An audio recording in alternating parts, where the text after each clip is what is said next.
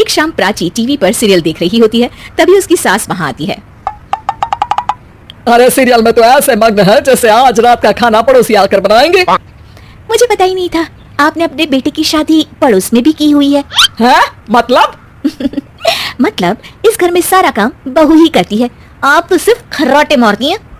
अच्छा जी, फिलहाल तो तुम आराम फरमा रही हो, चलो जाओ, ये मेरे टीवी देखने का समय है। हाँ, इसीलिए मुझे भगाया जा रहा है। सॉरी, अब तो बिल्कुल नहीं जाऊंगी।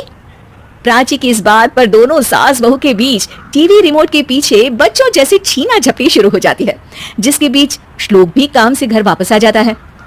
हाँ, आज मेरी चूहे बिल्ली की जोड़ी किस बात पर झगड़ रही है? अरे तेरी बीवी मुझे टीवी नहीं देखने दे रही। अरे तुम्हारी मम्मी मुझे खाना बनाने के लिए फोर्स कर रही है। अरे वाह, ऐसे बेतुके रीजन पर तो बच्चे भी झगड़ा नहीं करते। अरे मुझे कुछ मत बोल, सब इसने ही शुरू किया है। हाँ हाँ, जैसे आप तो बहुत दूध की धूली है ना। अरे बस दोनों चुप। प्राची जाओ, खाने की तैयारी करो। और माँ तुम छोड़ो, तुम्हें क्या बोलूं, शांति से अपना सीरियल देखो, मुझे दोबारा लड़ने की आवाज सुनाई नहीं देनी चाहिए।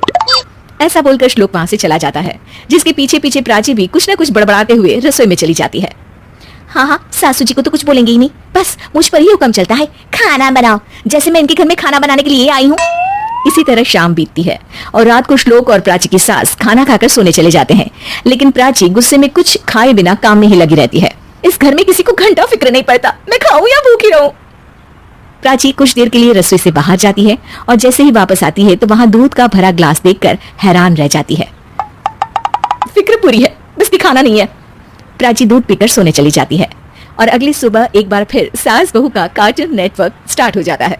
ये तुमने ही किया है।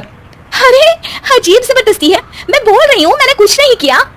दोनों ने मिलकर पूरे घर को पागल खाना बनाया हुआ है। यहाँ कोई नॉर्मल इंसान तो रह ही नहीं सकता, इसीलिए अब पड़ोसी क्या रिश्तेदार भी घर आने से कतराते हैं। और सुन बेटे, तू भी चंगा, तेरी माँ भी चंगी, तेरी बीवी भी चंगी, रिश्तेदार। हाँ जी, आपको नहीं पता क्या, गंगाधर ही शक्तिमान है, रिश्तेदार ही। हाँ हाँ, बस समझ गया। कभी जानवरों जैसे लड़ेंगी तो कभी जुगलबंदी करेंगी। भाई मैं आप दोनों के बीच में नहीं फंसना चाहता। सास बहू की इस मनमौजी जोड़ी से परेशान होकर श्लोक अपना सिर खुजलाता वहां से चला जाता है। चलो अब मैं भी कीर्तन में जा रही हूँ।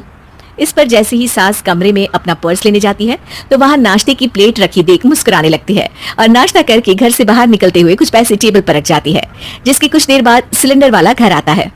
ओ मुरी मैया, मैं सिलेंडर के बारे में तो बिल्कुल भूल ही गई थी। घर खर्च के सारे पैसे भी मम्मी के पास है और श्लोक से बोला तो उल्टा 4 बात सुनाएंगे। प्राची ये सोच ही रही होती है कि अचानक उसका चेहरा चमक उठता है और वो घर में आकर इधर उधर देखने लगती है। तभी उसकी नजर टेबल पर रखे पैसों पर पड़ती है, जिन्हें वो सिलेंडर वाले को दे देती है। ये सब श्लोक देख लेता है।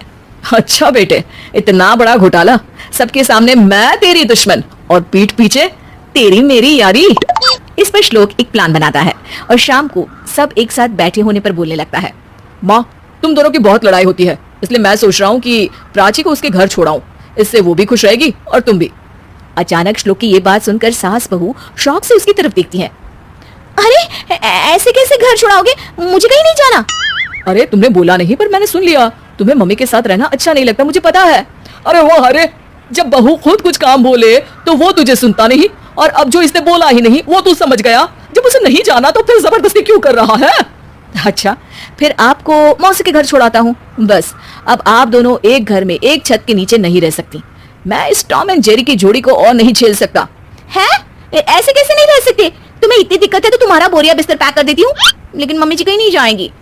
बिल्कुल यही सुनना था मुझे। अगर दोनों में इतना ही प्यार है फिर हर वक्त ये लड़ाई का नाटक क्यों करती हो? देखा मैंने कैसे माँ किचन में दूध रखती है और तुम उनके लिए कमरे में नाश्ता रखती हो, और कैसे वो पहले ही तुम्हारी दिक्कत समझकर घर में पैसे रखकर बाहर जाती है। अरे भाई, इतना ड्रामा तो डेली सोप में भी नहीं होता जितना तुम दोनों ने इस घर में फैलाया हुआ है।